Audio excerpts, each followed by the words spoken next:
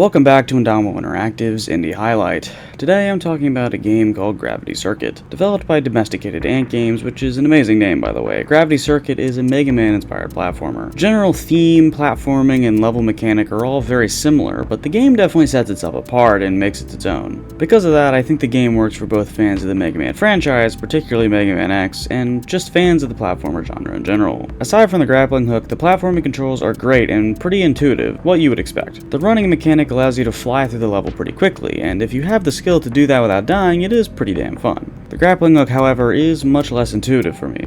It reminds me a lot of the grapple beam in Super Metroid, except in Gravity Circuit you can use it on most surfaces, and although you can swing on it, you don't actually seem to get any momentum. You can control how low you hang on the line and swing back and forth, and even at the end of a swing if you let go, you don't get the momentum and end up going about as far as you would if you let go somewhere near the middle of the swing. This doesn't really make any sense, so I do find it pretty unintuitive. I did not use it much for platforming aside from sections where it was required, and I pretty much never got used to traversing those sections.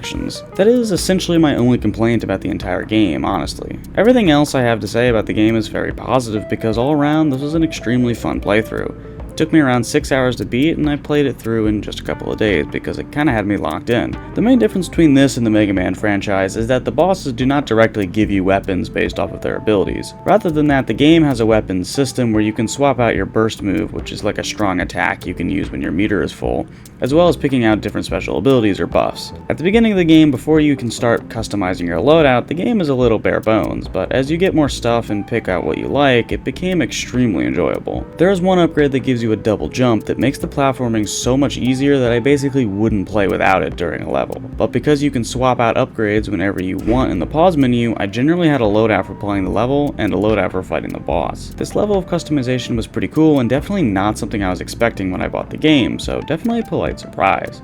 In the level, I would have the double jump, decreased damage from hazards like spikes, and healing from extra burst energy. But during the boss, I would switch that for faster punches, decreased damage from non-hazards, and sometimes I would keep the double jump or use the chain dash. Notice I said punches, as this game is much more melee focused than Mega Man, another thing setting it apart. Rather than your main attack being a projectile, it is a simple punch that you can use to beat up the enemies and reflect projectiles, unless they're energy based. Your ranged options stem from the grappling hook, which I previously mentioned being bad. The grappling hook is simultaneously my least favorite thing in Gravity Circuit and also my favorite thing. As I said, for platforming, I found it fairly unintuitive, but for combat, it is a pretty creative use and it is very fun to utilize.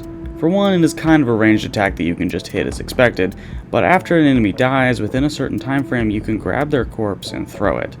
A thrown enemy always kills another enemy in one shot, so it is a pretty powerful mechanic and again, a very fun one to use. Getting good at doing this allows you to blow through levels pretty quickly, and I genuinely feel like a master ninja or something when I manage to do it well. Another key standout in Gravity Circuit to me is just the level design. There's a good variety in enemies, and every level has multiple instances where I see the layout and enemy placement and can't help but think just how perfectly placed things are to be challenging while only having one or two enemies on the screen. This aspect of the game is another thing that reminds me a lot of the Mega Man franchise. In addition to the levels in Gravity Circuit being well designed in my opinion, they are also filled with secrets where you can save civilians. In return, you are granted savior tokens with which you can buy passive upgrades like the previously mentioned double jump. Some civilians are in plain sight in areas that are slightly harder to reach, and others are hidden behind false walls or little challenges. I like this kind of secret or collectible, much like strawberries in Celeste. In other games, I often find myself stumbling down the path of a secret thinking it is still the main path of the level, but with something like Celeste or Gravity Circuit, it is pretty much immediately clear there's a little challenge for a reward and you can take it or leave it.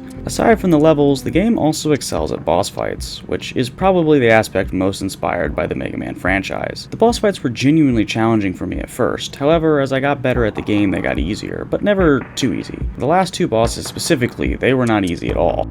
Each boss has its own unique theme and ability that contributes to their attacks and stage effects, as you would expect. But because the game does not work like Mega Man in that you don't gain abilities from bosses or that they're weak to each other's abilities, there is not necessarily a correct order in which to do the levels. However, the game offers a little meter on the mission select menu that lets you know how difficult the level and the boss fight are, and I would recommend going with some of the easier levels and fights first, but you by no means have to do that. This game also has surprisingly extensive dialogue and world building. I have to say that I did not get too invested in the story, but it wasn't bad. The plot kind of got lost on me towards the end, to be honest, but I imagine if I took more of an interest in the plot from the beginning, I would probably be fairly invested in it. I also imagine that there was a lot more plot for me to learn if I was to go back and do everything there is to do, but I just beat the game once and thought it was damn good, so I decided to start making this video rather than going back and playing it for a second time. I often comment on a game's art, as a game artist myself, but I do not have much to say about this game. The art is great, and the artists, who I can only assume are domesticated ants, are clearly quite skilled. That being said, the in-game sprites do lack a certain charm for me that I find in other pixel art assets, but it's hard to explain. Something that does catch my eye, however, are the portraits for characters in dialogue and how they snap between poses, which was something I did find charming and quite memorable for some reason. Overall, I would say that while everything looked great and was easily recognizable, which is what is most important in a game, the art style did lack a certain awe that I got in Umbrella, for example. I have mentioned before on this channel that a game's soundtrack is not often something I consider in full.